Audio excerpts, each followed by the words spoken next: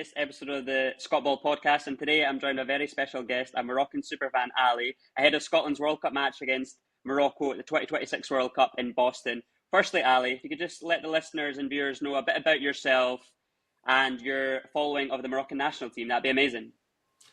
So first of all, thank you for giving me the opportunity to share my story and also to discuss about two great footballing nations, which are Scotland and Morocco. So first of all, my name is Ali, I'm 29 years old, born and raised in Morocco, currently living in Germany. Football has always been a very big part of my life. I used to play as a goalkeeper for several clubs at non-league and semi-competitive levels back in my days in Morocco. Had to stop due to some injuries, especially on my shoulder and my knee.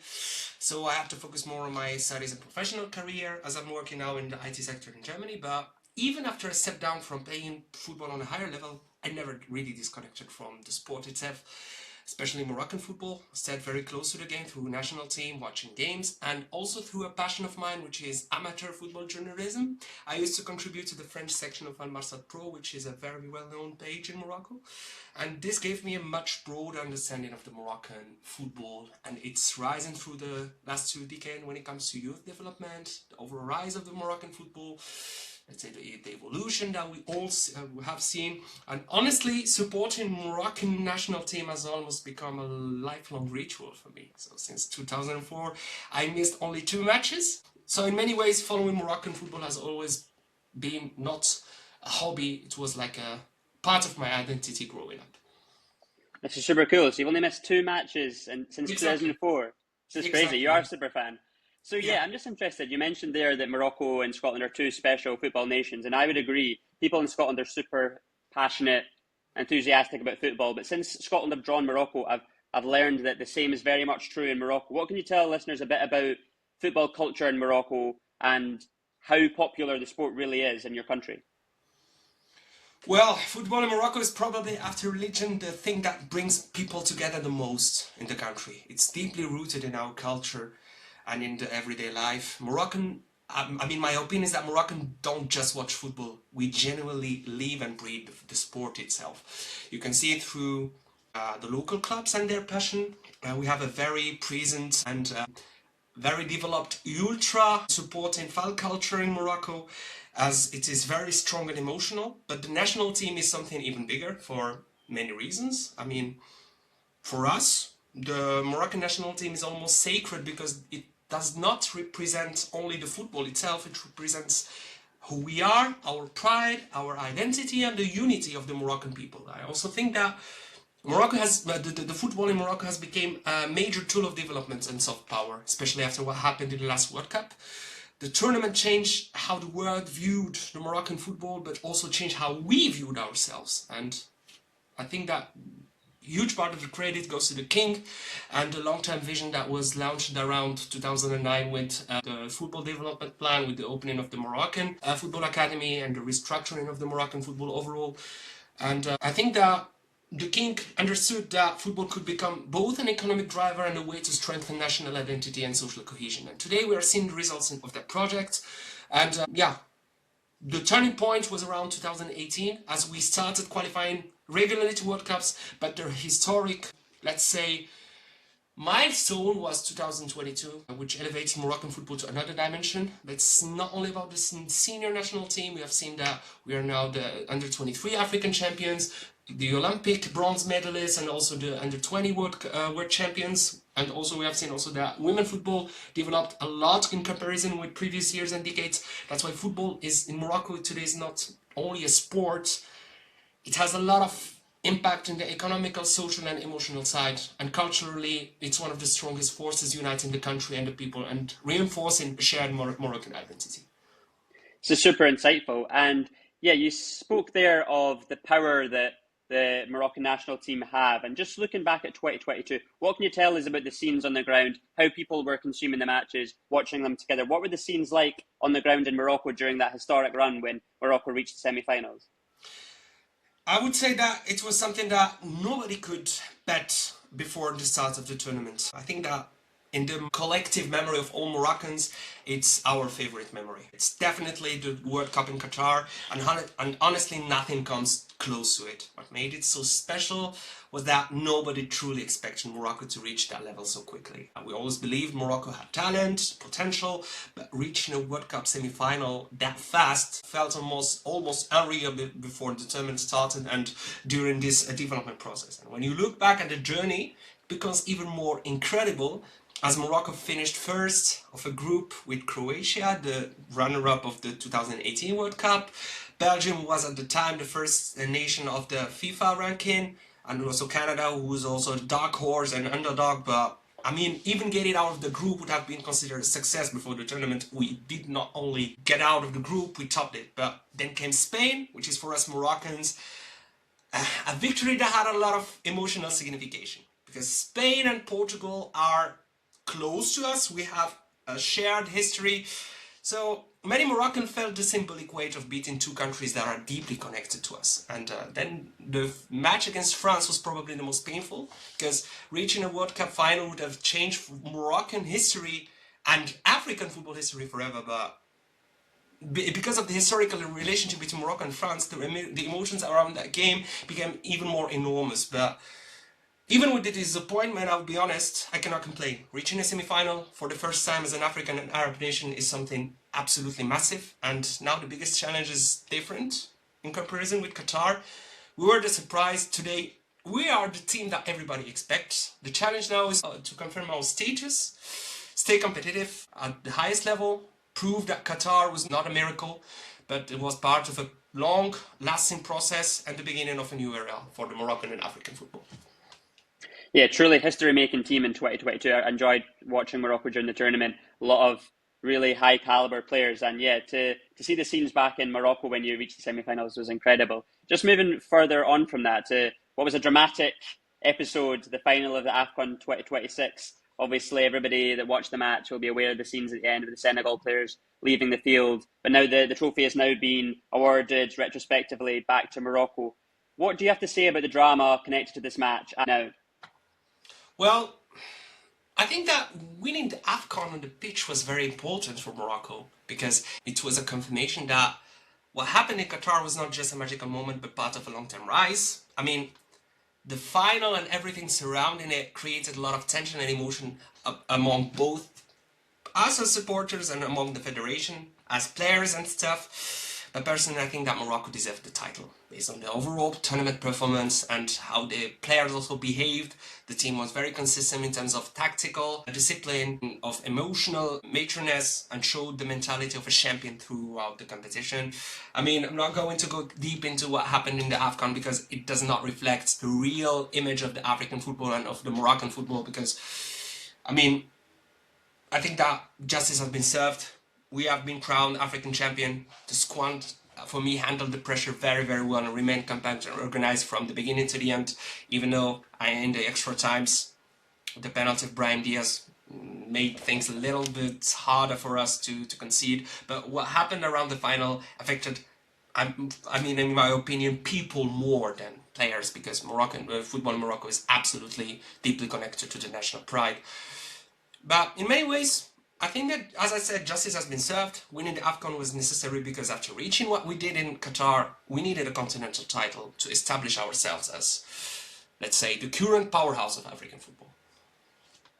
Yeah, I agree. It was regrettable what happened, but it can't take away from what is a great tournament in AFCON. And yeah, the behaviour of the Senegal players was unacceptable. But yeah, what I've been surprised about in the lead up to this World Cup is, given the success of Morocco in recent years, is the change in manager from Valid Regragui. Apologies if I have ruined the pronunciation, but very highly rated coach. He's been replaced by Mohamed Ouahbi ahead of the 2026 World Cup. What can you tell us about that change in manager, and what can you tell us about the new manager, Ouahbi? Well, Regragui will always remain one of the greatest figures in Moroccan football history and also in African football history. In my opinion, he's not only the best Moroccan coach ever, but arguably one of the greatest African and Arab managers of all time, because of what he did and achievements he succeeded with the Moroccan national team. What he achieved in Qatar changed the history of Moroccan and African football forever. And following that, with an AFCON title, only strengthened his legacy. But at the same time, I think that the pressure around the national team became extremely heavy after Qatar. every decision was analyzed, criticized and debated constantly. And the coach at the time, Regragui, faced criticism for certain squad selections, especially bringing players who were not fully fit physically, not trying to bring on new players, keeping the players who achieved the Qatar miracle. And there were debates around players like Roman Saiz and others, and the relationship between him and part of the Moroccan media became increasingly tense, which, let's say, made things not as easy as it may seem. But tactically, Regragui was also criticized by some of the supporters because of his football side, which was very pragmatic and defensive at times, but people forget that this exact style is what brought us to the semi-final in Qatar. So he prioritized balance, defensive organization and transition football, and it worked brilliantly. But what happens is that it does not essentially function in African football, because we are the team that are supposed to take over control in the matches. We are not the underdogs, we are the powerhouse. So when Ouahbi came, I think that he brought a very different profile. He's much more possession prone and oriented and tactically flexible. His team moves more fluently, the players rotate positions more often, and the position is generally, let's say, more dynamic offensively. Against weaker opponents, Morocco now tries to dominate position and create fast attacking combinations and transitions. Against stronger teams, Ouahbi can still adapt and play with a more compact structure similar to Regragui. And this is something that we saw when he was at the time the under-20 champion, because he played against different opponents, and we've seen that he was able to, let's say, adapt his tactics and adapt his team accordingly to the opponents, which is something that Regragui did not do necessarily. So honestly, I'm not worried about the managerial transition. From what we've seen so far, it could be even a positive effect, like a shaking effect for the squad after what happened in the AFCON final, because it brings fresh energy, new tactical ideas and renewed competition inside the squad. Yeah, Ouahbi, from what I've read, is very highly rated in his own regard, and as you touched upon there, he's had success with the youth levels of the Moroccan national team. I'm just interested in your opinion, Ali, in comparison to this current squad that Morocco has going into the 2026 World Cup and the squad they had in 2022. Correct me if I'm wrong, but my understanding is that this is a more youthful, fresh squad, but perhaps you lack an element of experience that they had in 2022. You mentioned Saiz and Amrabat in midfield in this area. These players won't be as prominent going into 2026. How would you compare the two teams? Maybe more quality now, but lacking in experience. Is that a fair comment?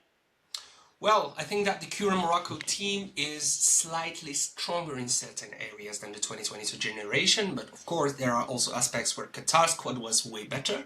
I think that the biggest difference would be more psychological. In 2022, Morocco arrived as underdogs. There was almost no pressure, nobody expected something from them. And because nobody realistically expected us to reach a World Cup semi-final, that freedom allowed us to play with confidence, unity and freedom.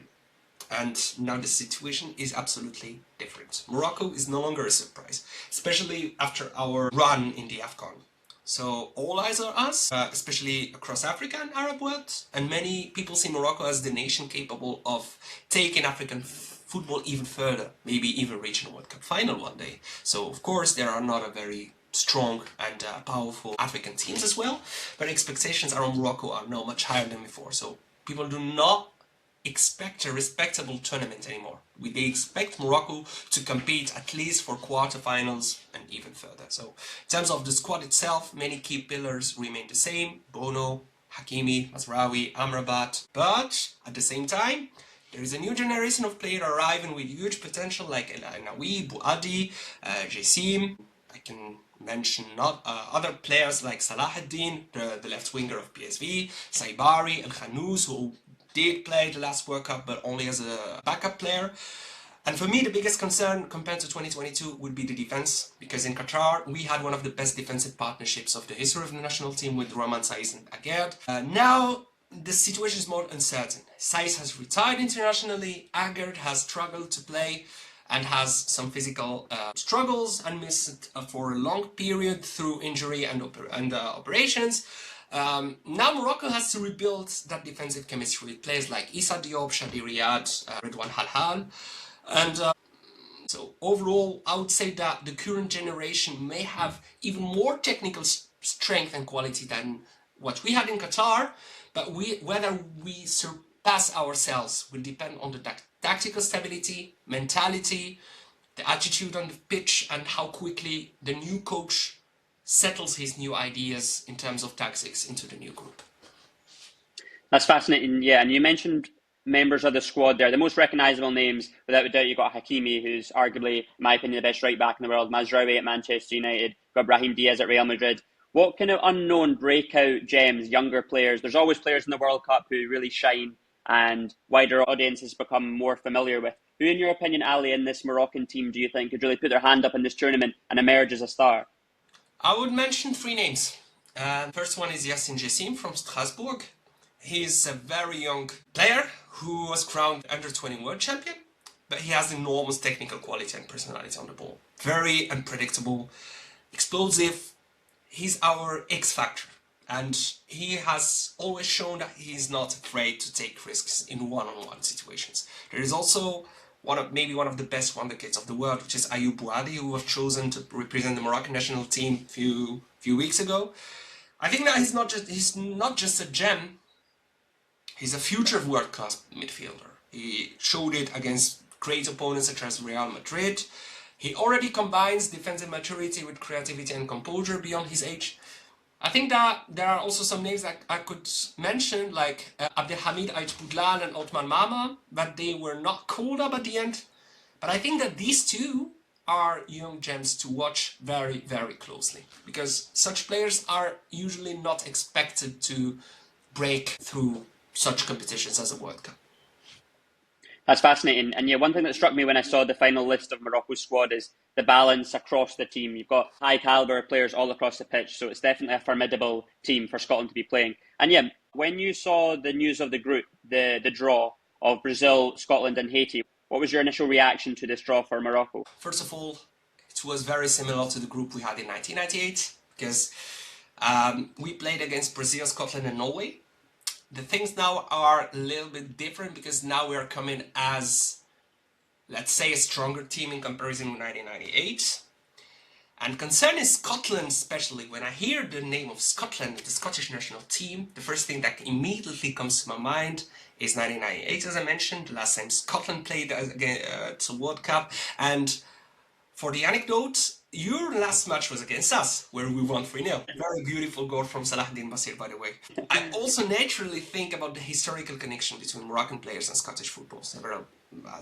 You had a gem last year, Hamza Igamal at Rangers, Zarouali, Merwan Zamama, Abdeslam Ben Jiloun, who played for very big clubs in Scotland such as Rangers, Hibernians, Hearts of Midlothian and Motherwell. And beyond those links, I think that Scotland is actually one of the closest European football cultures to African football in terms of mentality and physical engagement and also playing style. I think that the Scottish national team is very direct, very physical, with a high intensity on the pitch. There is a lot of fighting spirits and aggression in a positive sporting sense, of course. That's why I honestly believe that Scotland could become the trap game for us, because we are always a team that do not struggle when we play against teams that play open football. We showed this in the last World Cup against Portugal and Spain. But we tend to struggle against teams where there is more physical engagement. And Scotland is the trap, the best example of a trap game for the Moroccan national team. Yeah, that's fascinating. And I'm interested in your perception, because if I'm being honest with you, Ali, a lot of Scottish fans, we go into this group and we know Haiti, the match we have to win. And then I personally don't see a big difference in level between Brazil and Morocco. We're super aware that both these matches are going to be very difficult for us. I think a draw in either match would be a good result. Going into this game, do you think the Moroccan fans fully expect to beat Scotland? Is there any apprehension? Is there a level of respect that Scotland are an opponent that have to be taken seriously? What would you say the overall perception of Scotland as a team is in the country? When it comes to the game Morocco versus Scotland, I honestly think that this game could be the key match of the entire group for both of us, not only for us Moroccans. Scotland makes me remember a lot of Nigeria in terms of intensity. Scotland will come into this tournament with almost no external pressure, with no high expectations, in comparison to us, because we need to confirm what we did in Qatar.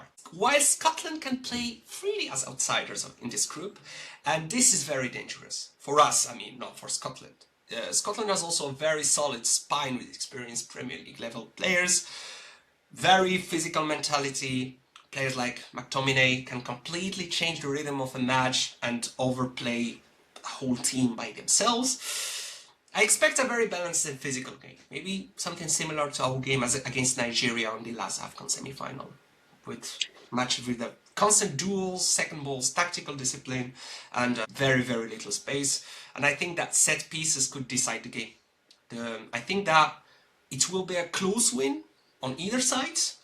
Fingers crossed that we'll win the match 1-0, but definitely a much tougher match than many people expect. And I think that set piece, like free kicks or corner kicks, will help teams win this match. That's amazing insight. And we could pose a threat from set pieces because we have players that are capable of putting in good quality deliveries. Just in terms of your perception of Scotland, you mentioned McTominay there, but is there any other players that you think Moroccan fans will be well aware of and wary of ahead of this match? I would say Moroccan fans do know a lot of Scottish players, first of all, due to their contact. Many Moroccan fans followed Hamza Ikaman last year as he played with Glasgow Rangers.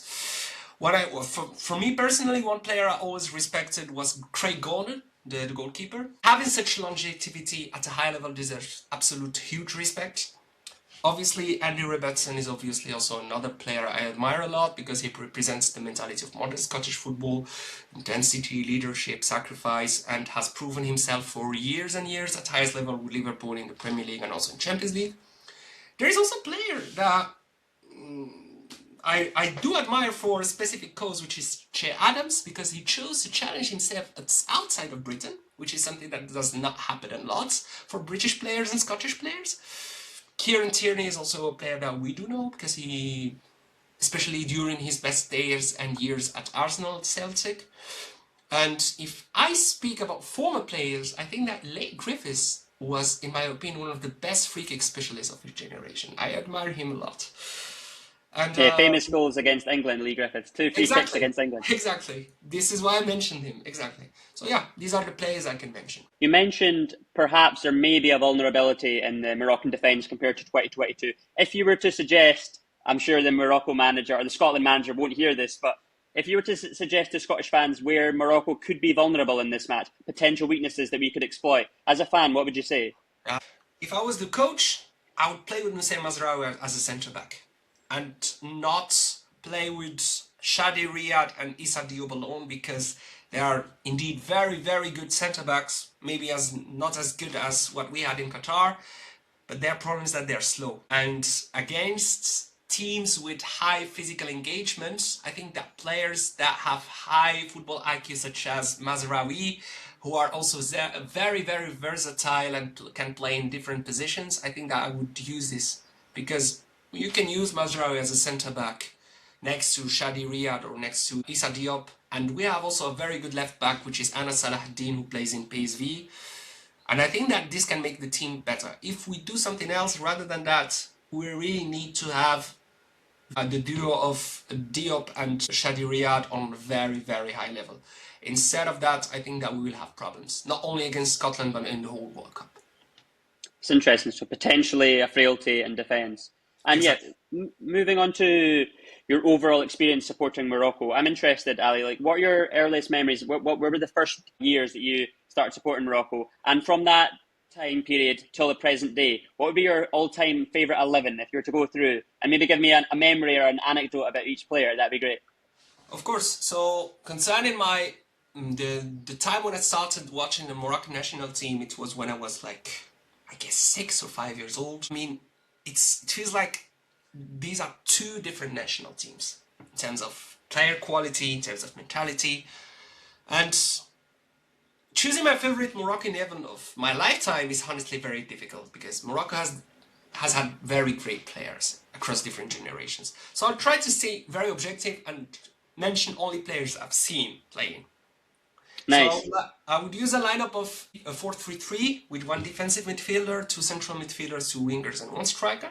Goalkeeper, no debate about it, Yassine Bono. For me, nothing to add about it. greatest goalkeeper in Moroccan history, and arguably best goalkeeper in the history of African football. Saved Morocco. Amazing World Cup in 2022. He's brilliant. Exactly.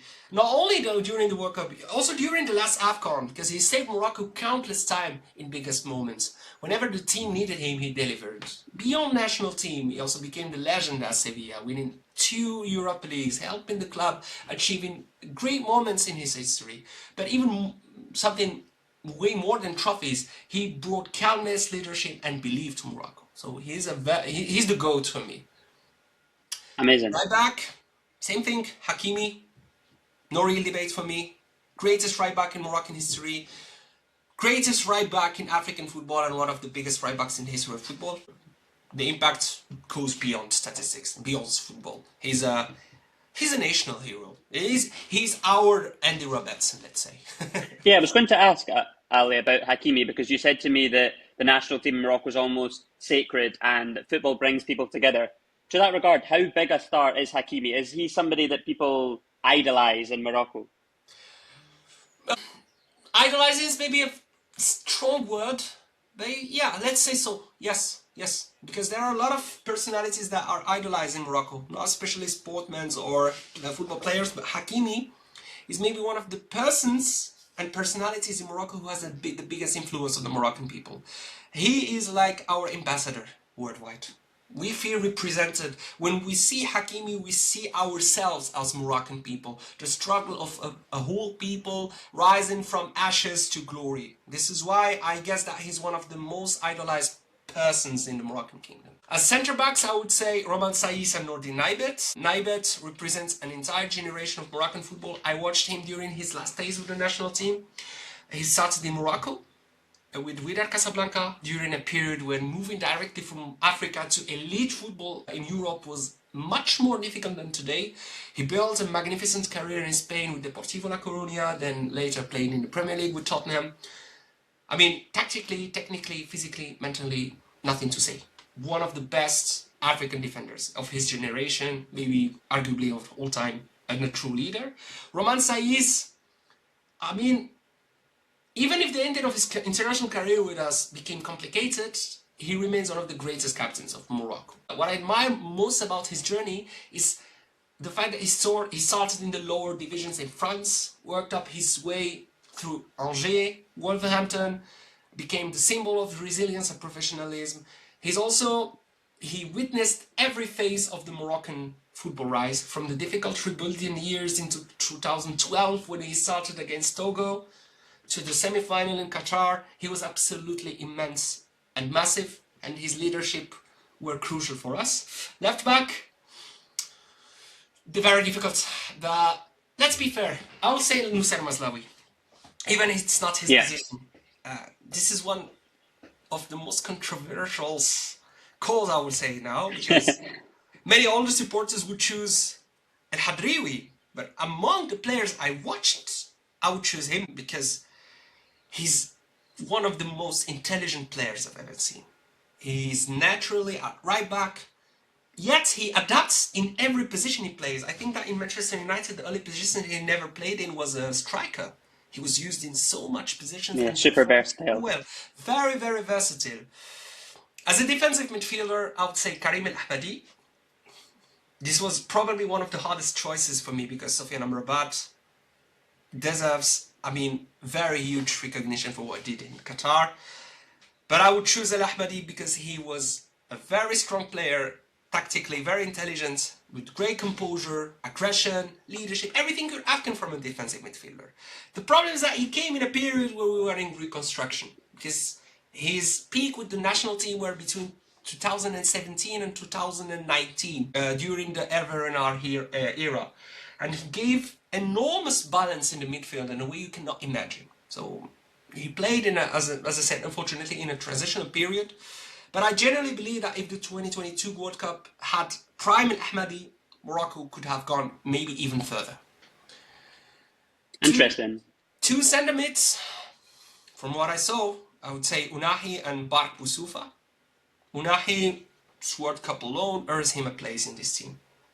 What he did. Do you think Unai, he was one of the breakout stars of 2022. Exactly. Do you believe that he will be as prominent in 2026? Do you think he'll still be a starter? Yes, yes. And I think that I can argue with this with one argument.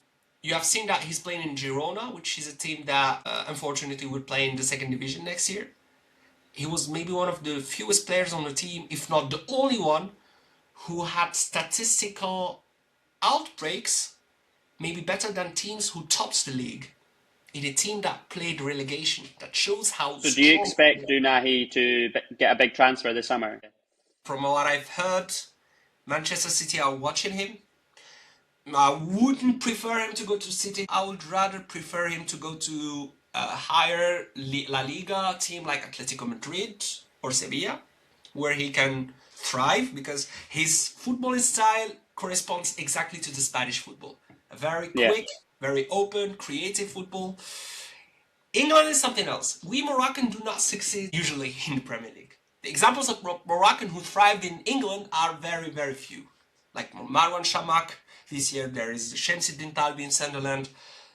Even big stars such as Ziyech did not succeed in England. So we are, historically, Moroccan players do not succeed in England. We do rather succeed in other championships such as Spain, Italy, France, because there are Moroccans in France. But England is a very, very hard country for Moroccans, let's say. Yeah, it's fascinating. And as for the attacking players, who would you say? Yes, as I said, Unai Boussoufa was simply a joy to watch. He also came at the same period as El Ahmadi. In terms of pure footballing pleasure, he remains one of the most talented midfielders Morocco ever produced. Played in Chelsea, Ajax, Anji Mahashkala in Russia, and at the end of his career in the United Arab Emirates. He, unfortunately, like El Ahmadi, played during a period when Morocco was still rebuilding and lacked stability. So for the two wingers, I would go with Ziyech and Boufal. Ziyech, one of the greatest Moroccan players of all time. I've chosen Morocco in a period where not many binationals would have done it, because he was able to play with the Dutch national team. And what he brought to us during the World Cup was absolutely incredible. Not only technically, but also in terms of leadership. Against Belgium, Spain and Portugal, he worked defensively, created danger constantly, and played with very big personality. For Soufiane Boufal, I mean, this player brings me so much joy to watch, but I have a very bitter taste of unachieved work, because I had the feeling that Boufal could have been one of the best players of the world. He was one of the fewest players who was able to dribble 7-8 opponents at a time. He made you feel football so easy, but I mean, I don't know if it has to do with implication or with injuries, but even with the few peak years he brought to us, I put him up as one of the best wingers I've seen, at least. And as unbelievably skillful player. I remember he scored an unbelievable goal for Southampton. He had all the quality, but as you say, maybe lacked maybe a certain type of mentality or whatnot to take him to that real elite level. But am I right in saying that he's been left out of this World Cup squad? Is that correct? Yes, he has been left. Yeah, he participated in a broad list, in a broad concentration that lasted 4 days, and has been left up. Fans are disappointed, but they cannot argue more, because he plays on a team that struggled with relegation this year. He has not the physical abilities he used to have. He lacks rhythm. So it would have been great if he came for a last dance, let's say, but we cannot argue that much. And as a striker... And as for the number 9, the striker? Yeah. Then I would say Marwan Shamak for Arsenal. Statistically, other strikers may have stronger numbers, such as Enesiri. But for me, Shamak will always be my choice on an emotional side. He carried us during difficult years where the national team lacked stability and quality and visibility. He was one of the few players at the time competing constantly at very high European level. So with the national team, he always fought and gave everything. As a backup striker, I would absolutely include Youssef Enesiri for the goals he had and for the great fighting spirit he has. But personally, Shamak will always have a special place in my heart. It's an amazing team, formidable team. And finally, Ali, you've been very generous with your time. At the end of the episodes, I like to ask the guests, from this 11, who would be your all-time favourite to go into my podcast Hall of Fame? Who is your favourite Moroccan player of your life? You may not like it, but my choice is Bounou, not Hakimi. Amazing For me, Bounou represents the Perfect Moroccan football story. Started Moroccan League, moved to Europe after playing a final and replacing a mythical goalkeeper for Wydad Casablanca, playing for Atletico, then Zaragoza, then Girona, then moving to Sevilla as a second choice, overcoming the difficulties, becoming the first goalkeeper, carrying Morocco, saving us from absolutely many different and difficult situations in matches and in tournaments. Hakimi is, of course, let's say, a symbol, but I've chosen Bono also because I was a goalkeeper and I know how hard it is to be a goalkeeper and carry all this pressure of the team. So Bono for me is the GOAT. And Hakimi comes directly after him. Maybe they are on the same level, but for me, I would prefer Bono. Very valid pick. As you say, he's been really important to the big moments Morocco have had in recent times. But yeah, amazing team. And thanks a lot for your time. You've been super knowledgeable, great talker. And yeah, I'm looking forward to the match, Scotland v Morocco. I think it'll be a close one. And thanks again for your time. May the best team win. Thank you. Thank you so much.